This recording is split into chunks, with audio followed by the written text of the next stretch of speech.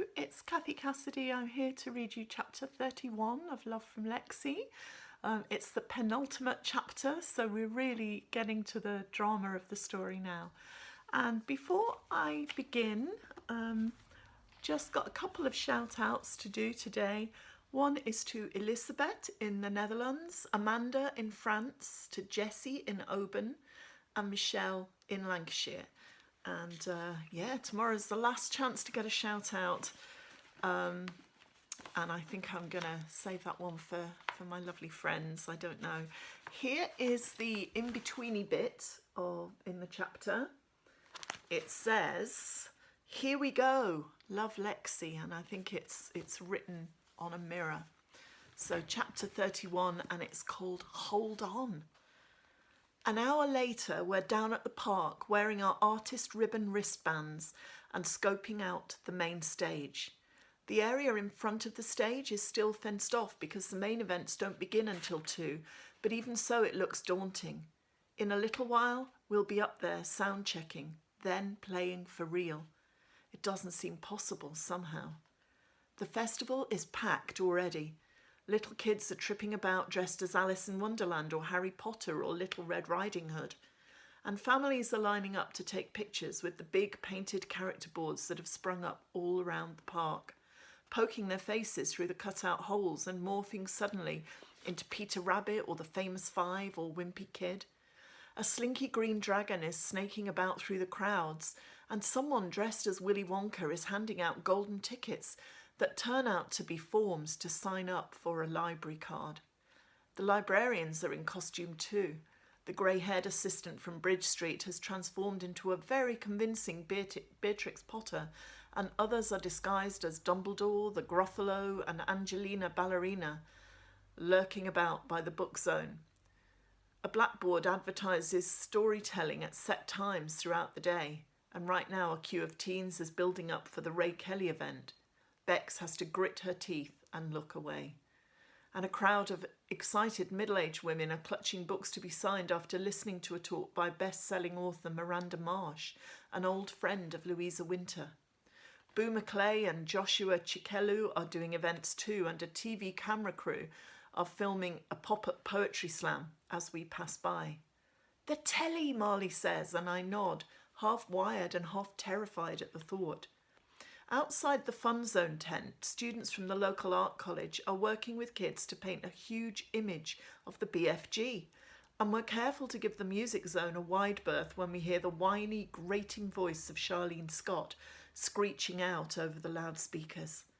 Whoever is in charge must think the same as we do because the volume is reduced abruptly. The others exchange glances, but I cannot find it in me to hate Charlene Scott now. I've seen her crying, vulnerable. I think that underneath the tough girl veneer, she is as lost as any of us. Mandy and John will be here soon, Bex reminds me, with John's friends from Yorkshire and Mandy's mum and her friend. If you think this is busy, think again. It's just the start. My parents are here already, Sasha says. No pressure then. I hope mine don't show, Sumia comments. They don't know I'm doing this. They think I quit the band weeks ago when they told me I couldn't do that photo shoot at the library. If word gets out, I am in big trouble. No way, Sasha said. You should have said. Let's hope they don't find out. I check my mobile for the 100th time. Okay, it's time to go, I say to Marley. Are you okay? He squeezes my hand. Better than okay, thanks to you, he says. I'm good. Let's do this thing. Heading backstage feels slightly surreal, as if we've sneaked in illegally to stalk Cadwallader. We're treated like professionals by the sound crew, trekking up onto the stage to set out our instruments and work out placings.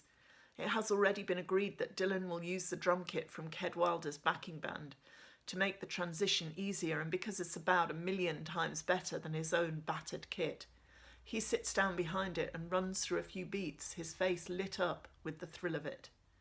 When the sound crew realise that we've never played in public before and don't actually know what we're doing, they're kinder than you would expect, asking all the right questions and helping us to spread out across the stage in a way that makes sense both visually and musically.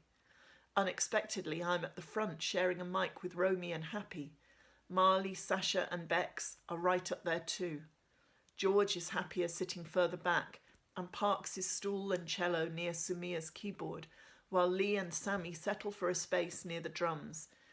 Jake, terrified he'll mess up, tries to hide in a corner, but Marley tells him there's nothing much he can get wrong, with only a triangle to play. Mime if you're worried, he says. We run through back then a couple of times so the sound guys can check the levels, and it must sound okay because the crew are grinning now, giving the thumbs up sign.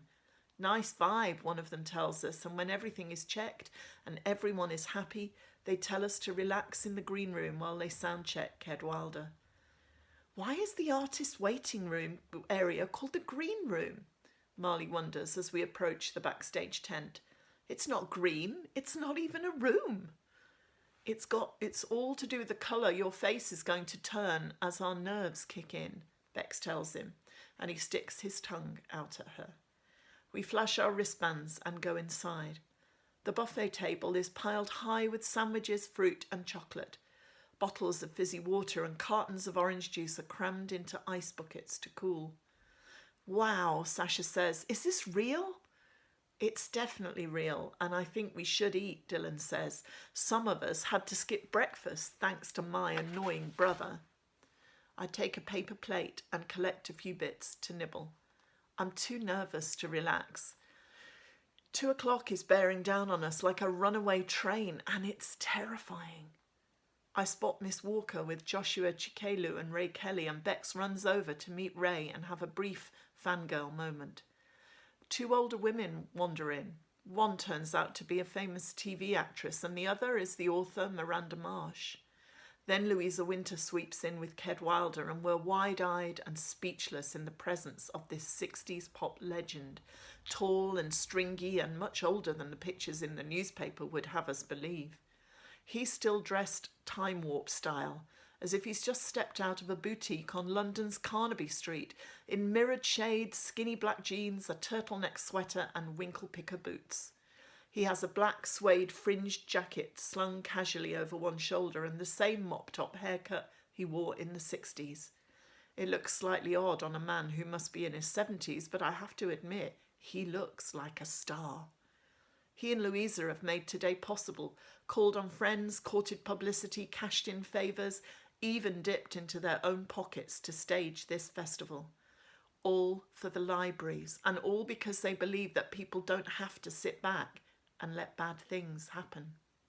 Children, Louisa Winter calls out, waving. Oh, let me look at you. Yes, I am loving the styling. Clever. Are you excited? We fall over ourselves to tell her just how excited we are, how thankful for the opportunity, how grateful for her help. But she just laughs. Oh, you'll be brilliant. I'm certain of it, she says. My good friend Ked here has been looking forward to meeting you. Ked, I've had you to myself all morning and you're probably sick of the nostalgia trip. Stay here with the kids and relax a minute. I'll get us something to drink. Louisa wanders away and we swarm round Ked, shaking hands, babbling compliments, telling him how thrilled we are to be his support act. I'm probably your biggest fan, Marley gushes, barely able to stand still. I've read your biography from the library, of course, and I've tried to model myself on you. Music is my life. I'm ambitious, I'm determined, I really want to get to the top. You certainly sound like a younger version of me, Ked responds, laughing. I was probably a little full on back then. I've learned to slow down, but still I have to admire that youthful enthusiasm. Cadwallader pushes his mirrored shades back on his head, and without them he looks less starry, more like someone's granddad dressed up for a fancy dress party. We write our own songs, Marley rushes on, all originals. Lexie and I work in partnership, then build up the arrangements as a team. We have a big lineup because we wanted a full, rich sound, something powerful, something different. I think you're really going to like it. I'm sure I will, Cadwallader says. I'm looking forward to hearing you play. This is your first big gig, right? First ever gig. I blurt out. I think we're all terrified. Cadwallader laughs. If you weren't a little bit scared, you wouldn't be human, he tells us. Just channel that energy and pour it into the music. Here's a tip. When you're up on that stage, act like you belong there. Believe that the audience are there for you and play them the best blooming set they've ever heard. Blow them away. Then Louisa Winter is back with 2 glasses of champagne she's conjured from somewhere, and a photographer appears and starts taking shots of us with Cadwallader, and before we know it, one of the sound guys appears and tells us it's time. Romy's face is white with fear, and George looks clammy and sick, and Marley looks so hyped I think he might explode. I lean in for a hug, avoiding his ribs. Thank you, he whispers, for everything, Lexie. Let's go and be awesome. I'll be in the wings to watch you, Cadwallader says, and Miss Winter squeezes my hand and tells us she'll be introducing us, and I'm so high I think I'll either fly or faint. I can't tell which. We all walk outside together and we can hear the crowd, see that the space around the stage that was empty earlier is now overflowing. My limbs seem to have turned to water. Miss Winter strides onto the stage, a small, fierce figure in crumpled jade silk, the red hair streaked with white and bound up with twisted jade and turquoise scarves that trail down her back like pennants. The crowd stills as she takes the mic and welcomes everyone to the festival. We've never had a festival at Milford before, she announces. Thank you all so much for coming to support the libraries and to see my good friend Cadwallader play his first live gig in over a decade. Ked spent a lot of time here back in the 60s and he loved reading. A lot of his musical inspiration came from books and a lot of his books came from libraries. This festival was Ked's idea and shortly we'll be hearing him play, but right now I want you to listen to a group of young people who care so passionately about the library cuts. They have been at the very heart of this protest. These young people are not just campaigners, they are musicians too. Please give a warm Milford welcome to brand new teen talents, the Lost and Found.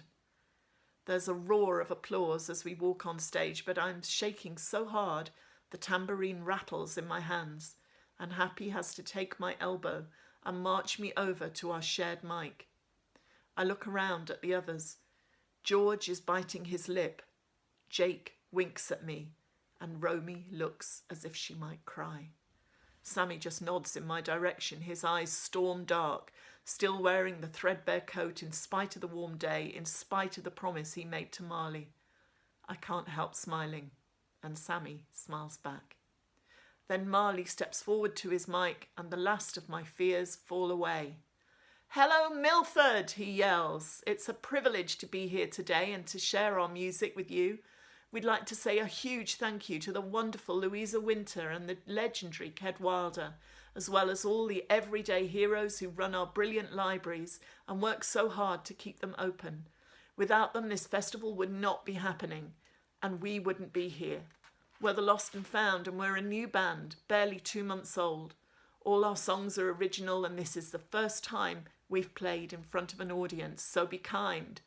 Our first song is called Back Then. Take it away! Lee's trumpet blasts out the intro and the others come in one by one.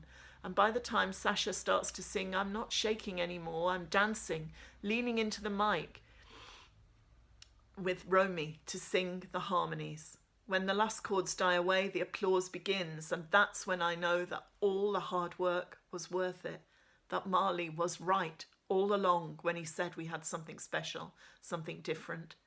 It flies by way too fast. People do not walk away. They keep coming, leaving the sideshows and stalls and tents to come and listen. I can't help wondering if somewhere out there my mum might be watching and listening, but the thought lifts away as quickly just as quickly when I catch sight of Mandy and John, arms down at the front, crammed next to the stage, arms waving, faces shining with pride. When we come to the end of our last track, Library Song, everyone goes crazy. Cameras flash and people shout for more. We could do a dozen encores if we wanted to, but we only have 5 songs.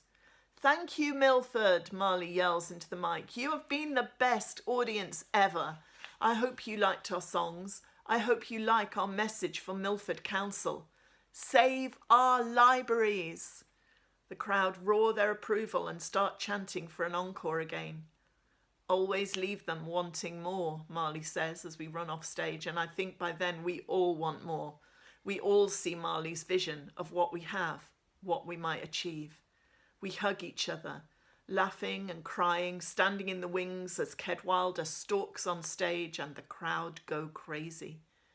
We are so high, it feels like the world is at our feet, like anything is possible.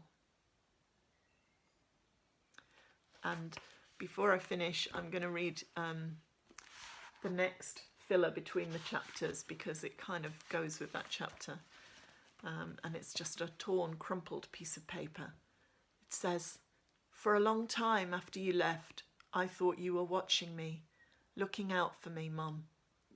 I'm not sure I believe that now. But if you are out there, even if you're looking down from the stars, I hope you're proud. Love from Lexie." So that is the end of chapter 31, and please tune in tomorrow for the very last chapter when all the loose ends will be tied up. I hope you're going to enjoy it. I just kind of want to thank you for sticking with this so far, right the way almost to the end, and I hope that a little bit of escapism each day has helped that lockdown to pass a little bit easier. So yeah, I'll see you then. Take care.